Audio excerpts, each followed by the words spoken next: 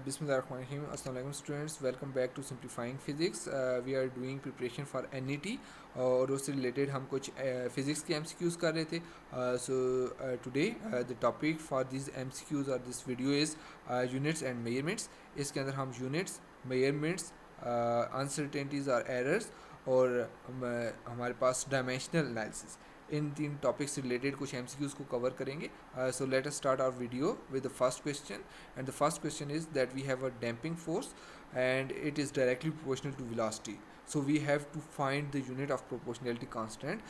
So it means कि हमें जो given है वो है force is directly proportional to velocity, which means that force will be equal to some constant k times velocity, and this constant k will be equal to force per unit velocity. And we are given we know कि हमारे पास force होता है F is equal to m में, and so the unit of mass is kg, and for the unit of acceleration it is meter per second square.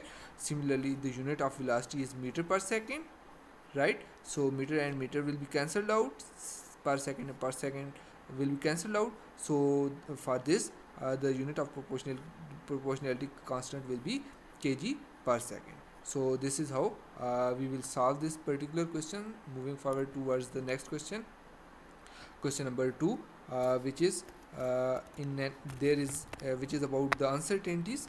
और इसके अंदर हमारे पास है कि वी हैव एन एक्सपेरिमेंट और उसके अंदर हमारे पास एक क्वांटिटी p गिवन है और p के अंदर हमारे पास 4 different quantities a b c and d are involved और p का फार्मूला में गिवन है which is a cube b square divide by C D, and we have to find the percentage error in p when the percentage error in a b c and d are given.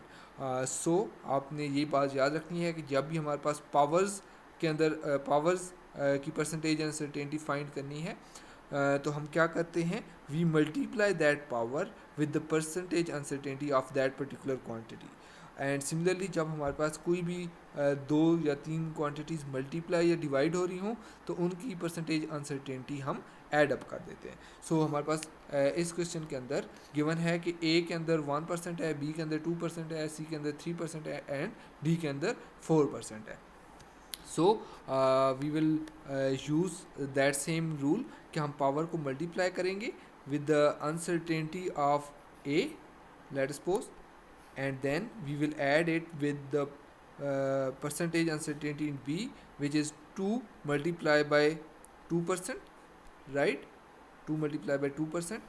Similarly plus we will add percentage uncertainty in C, और C की power 1 है, so we will just multiply 1 by 3%, plus we will multiply D, percentage uncertainty of D is 4 and the power is 1, so we will multiply 1 with 4%. So हमारे पास 3% plus 4% plus 3% plus 4%. So the total uncertainty will be 3 plus 4 7 plus 3 10 plus 4 14%. So this is the right answer for this particular question. Right. So moving forward to the next question, taking into account of significant figures, what is value of 9.99 meter minus 0.009 metre. तो we must know कि हम significant figures के अंदर जब भी हमारे पास 2 quantities add या subtract हो रही हों, सो इन दैट केस हमारे पास क्या होता है, हम 2 या 2 से ज़्यादा क्वांटिटीज़, तो हम वो क्वांटिटी देखते हैं जिसके अंदर least number of significant figures हों.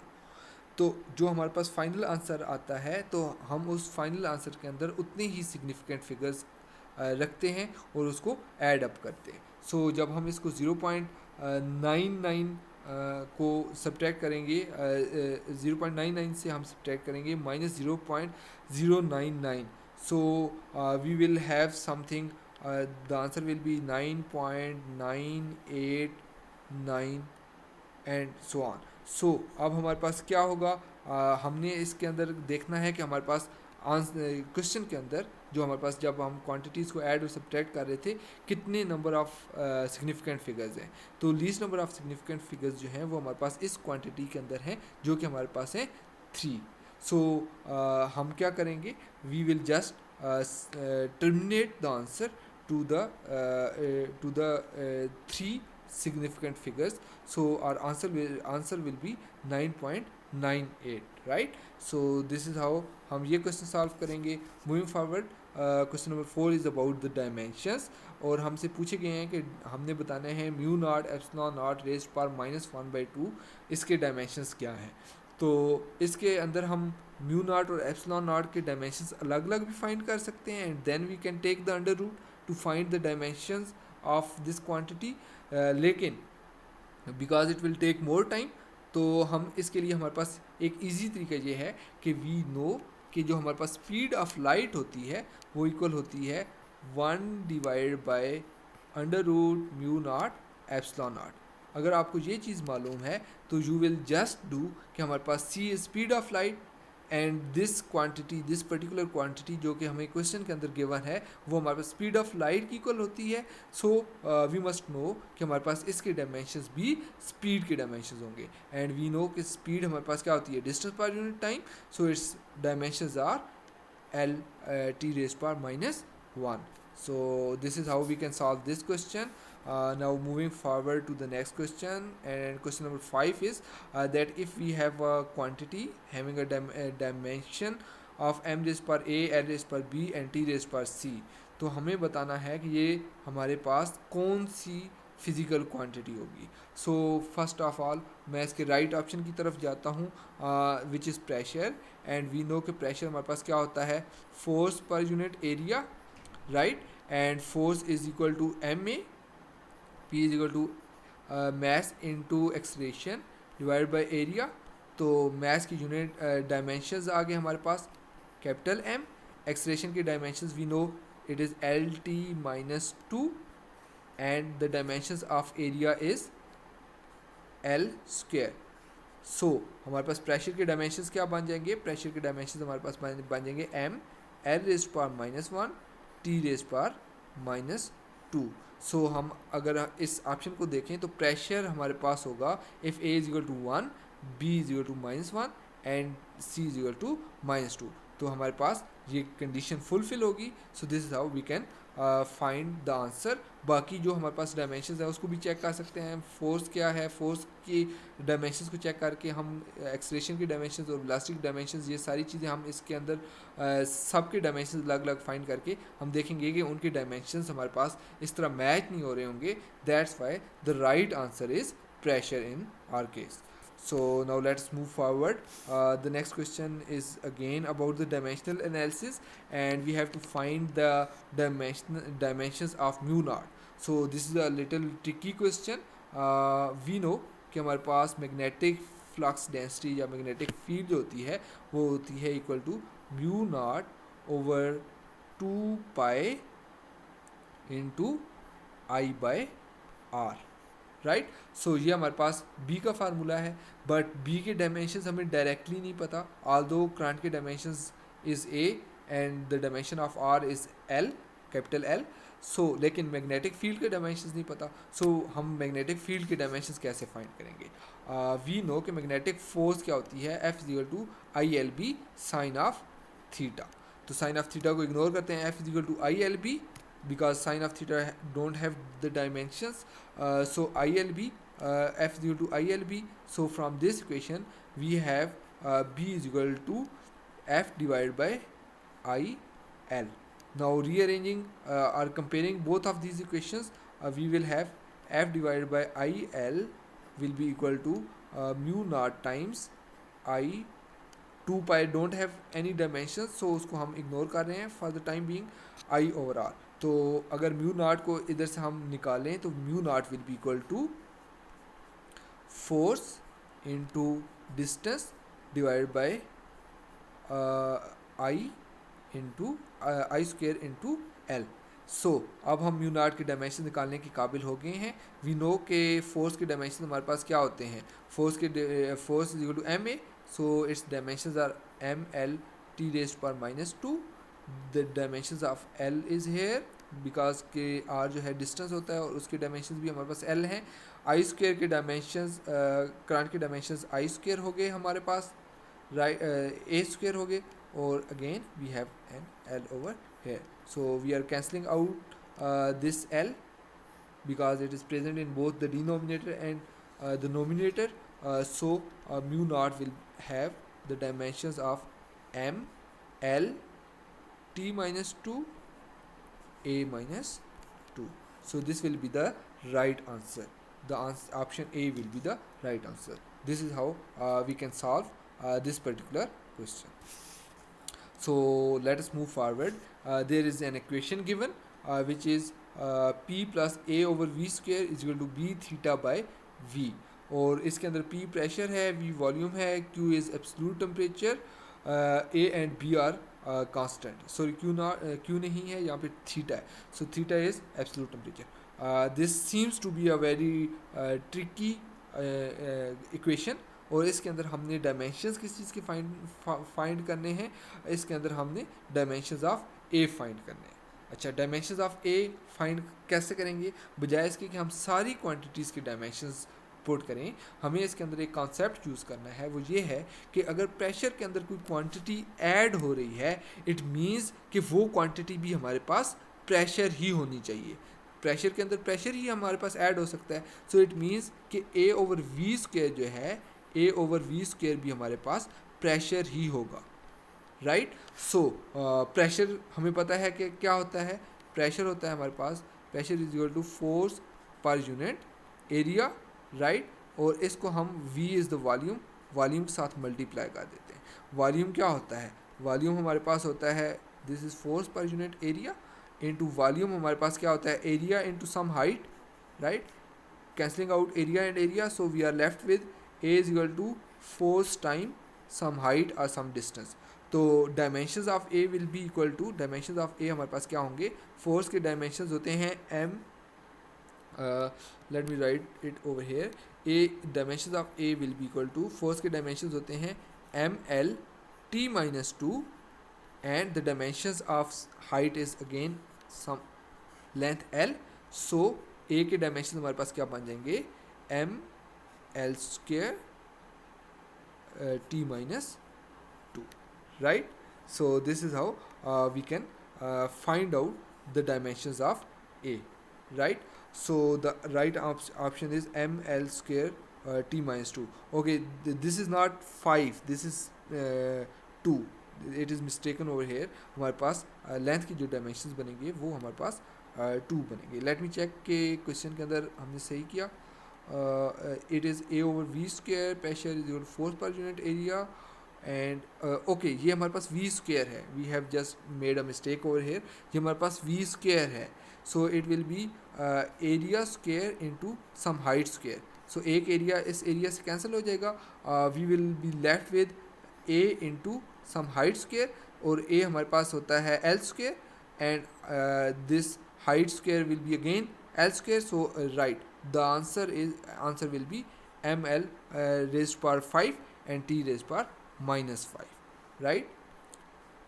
बिकॉज ए के डायमेंशंस हमारे पास लेंथ के स्क्वायर होते हैं, हाइट के डायमेंशंस हमारे पास अगेन लेंथ के हाइट स्क्वायर का डायमेंशंस एल स्क्वायर होगा, L square into L square, L raise पर 4, और there is an L involve in force, क्योंकि फोर्स के डायमेंशंस हमारे पास एम एल टी माइनस 2 होते हैं. So the final answer will be M L raise पर 5 टी रेज़ पर minus 2. So this is how we can again solve this particular question. Now we can move forward towards the next question. The next question is question 8, which is if x is equal to at plus bt square, और x हमारे पास है a distance travelled by the body in kilometers while t is the time in seconds, then the units of b. तो हमने units of b find करने हैं. Alright. तो हमारे पास it means कि अगर ये दो क्वांटिटीज़ ऐड हो रही हैं A T plus B T square, so it means कि ये दोनों क्वांटिटीज़ हमारे पास सेम होनी चाहिए. अगर ये दोनों सेम क्वांटिटीज़ हैं, सो इट मीन्स कि एक्स जो होगा वो हमारे पास इक्वल होगा बी टी स्क्वेयर के. राइट. तो x equal to B T square, तो बी के अगर हमने डायमेंशन निकालने हैं, what we will do is B will be equal to x divide by T square, and the dimension of x is kilometers. Sorry, the unit of x is kilometer, and the unit of time square will be second square. So the units of b will be kilometer per second square. So again we can solve this question like this. Alright, moving forward to the next question, which is question 9. Okay, there is screw gauge and it has a least count of 0.01 millimeter, और उसके ऊपर हमारे पास there are 50 divisions in its circular scale. So we need to find the pitch of the screw gauge. So for that you must know the formula of pitch of the screw gauge, or the pitch of screw gauge is basically equal to least count multiply by the number of divisions on circular scale. So हमारे पास least count क्या है 0.01 multiply by number of divisions are 50. So we will multiply 50 with 0.01, and the right answer will be I guess 0.50, right? So 1.0 is not the right answer. 0.50 millimeter will be the right answer for this particular question. Okay, so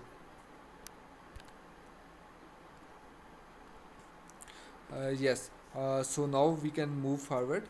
Okay, again I am repeating, the right option will be 0.5 millimeter for this question, not 1.0 millimeter.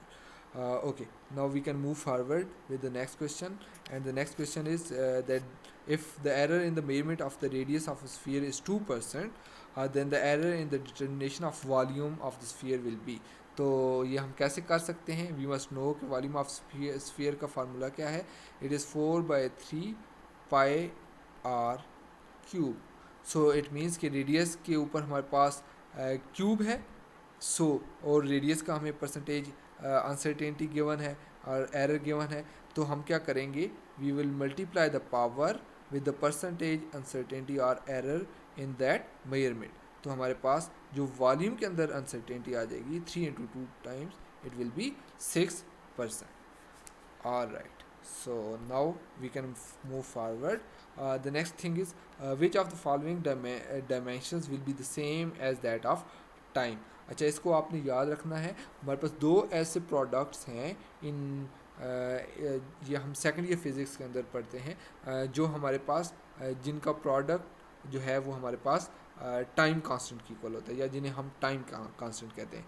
In case of a circuit जिसके अंदर resistance और capacitor involve होता है, तो उसका time constant हमारे पास होता है τ = RC.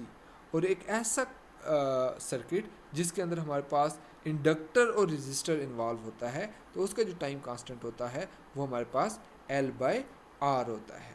सो जब भी आपको किसी भी एमसीक्यूज़ के अंदर मुख्तलिफ एमसीक्यूज़ हमारे पास इस एमसीक्यूज़ को मोल्ड करके मुख्तलिफ एमसीक्यूज़ बनाए जाते हैं. फॉर एग्जांपल हमें मुख्तलिफ क्वांटिटीज़ दी जाती हैं कि इनमें से किसका टाइम या एक हमें गिवन होती हैं कि इनके डायमेंशंस किस चीज़ की इक्वल होते हैं. फॉर एग्जांपल RC के डायमेंशंस किस चीज़ की इक्वल होंगे, या L/R के डायमेंशंस किस चीज़ की इक्वल होंगे.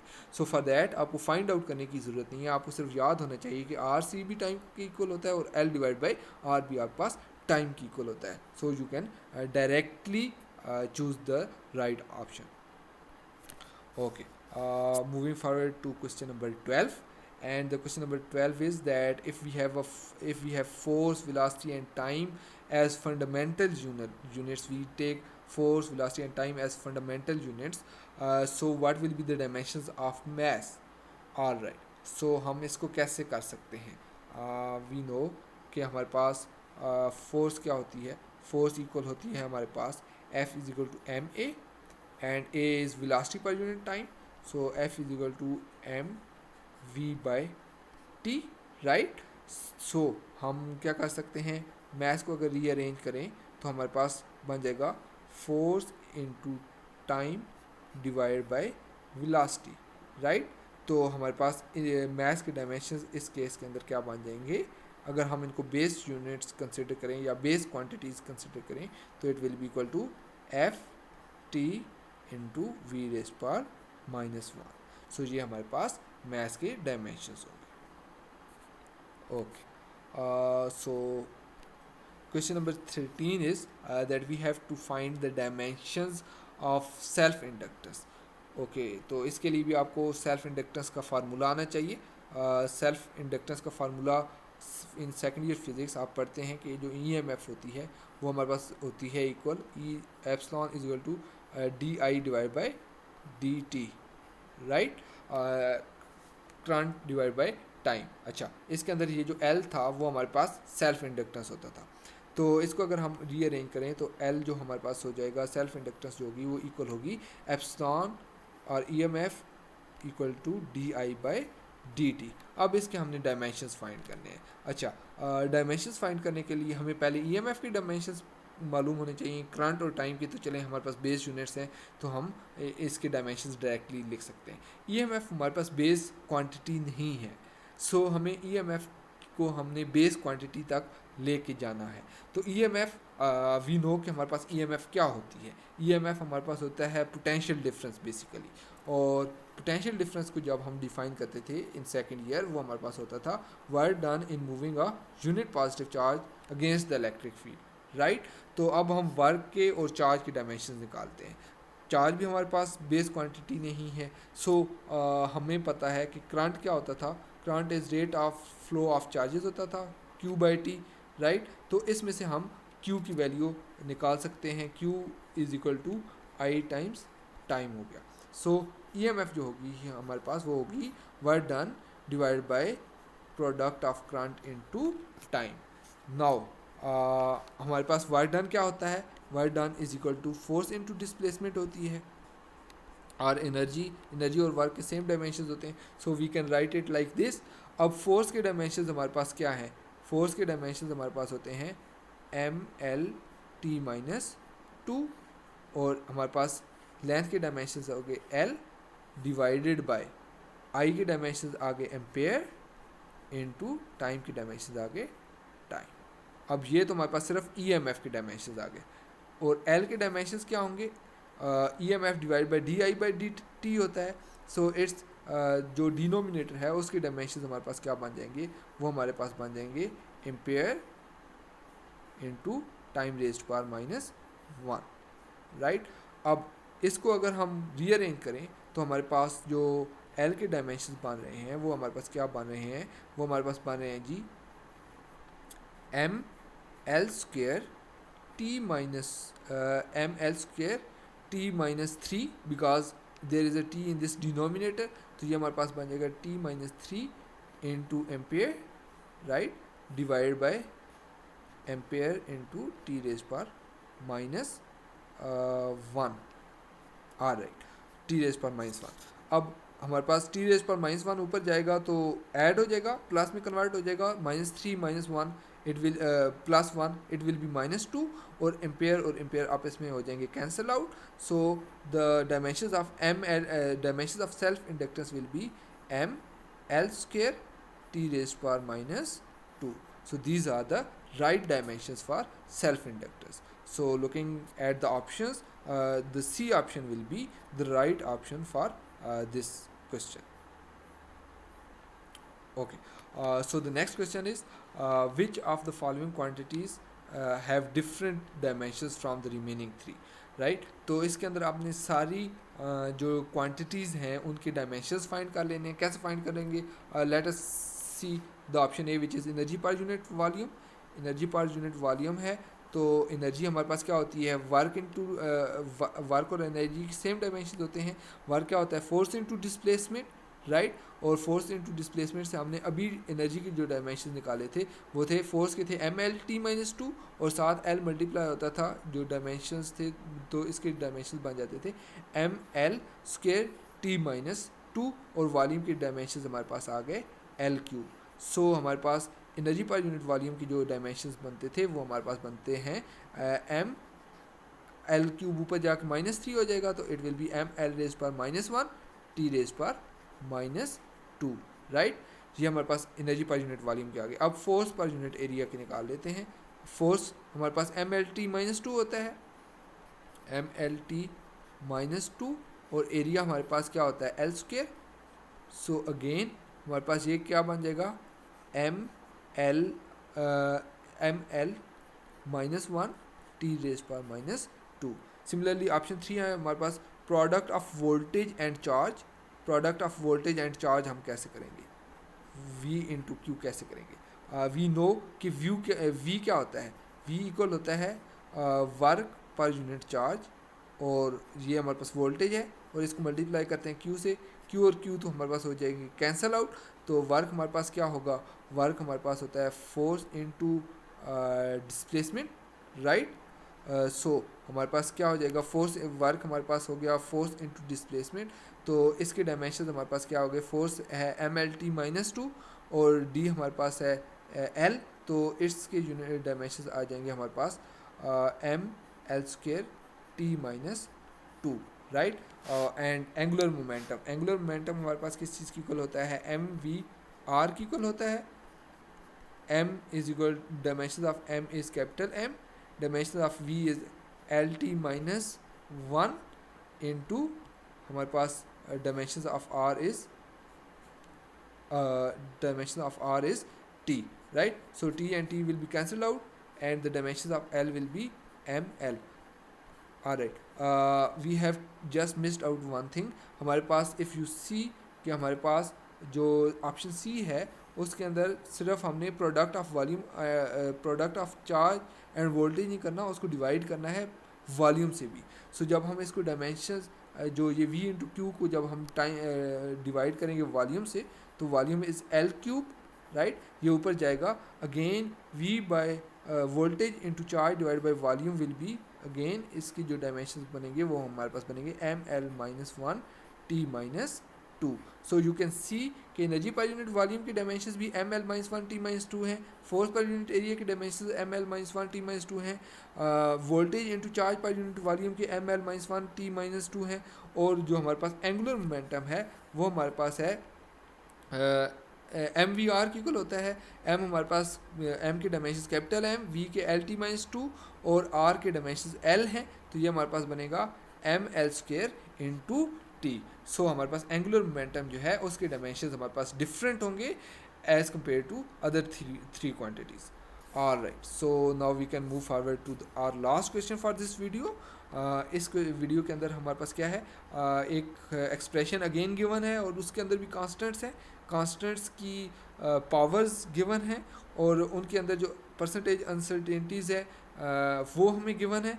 तो हमने जो फाइनल क्वांटिटी है x उसके अंदर परसेंटेज अनसर्टेनिटी निकालनी है। So again we will do the same trick, power को हम मल्टीप्लाई करेंगे, पावर इन a इसको मल्टीप्लाई करेंगे with its uncertainty which is 1% plus power of b which is 1/2, इसको मल्टीप्लाई करेंगे its with its percentage uncertainty which is 2 plus power of c is 1/3 और इसको multiply करेंगे with its uncertainty which is 3% plus जो हमारे पास final d है उसकी power है 3 और उसकी जो परसेंटेज अनसर्टेनिटी है वो है 4%। सो हमारे पास फाइनल आंसर विल बी, ये हमारे पास कैंसिल आउट हो जाएंगे 2 into 2, so it will B 2 + 1 + 1 + 12। So 2 + 2 is 4 and 3 into 4 is 12, 4 plus 12 will be 16%. So this is how we will solve this question. So for this video this is it. बाकी इंशाल्लाह next video के अंदर हम topic wise NET का सारा syllabus cover करेंगे and all the topics will be covered in one video for each topic. So stay tuned with Simplifying Physics, and if you like the video, for our encouragement, kindly like and subscribe these videos and kindly share it with your friends as well. So see you in the next video. Till then, take care. Allah Hafiz.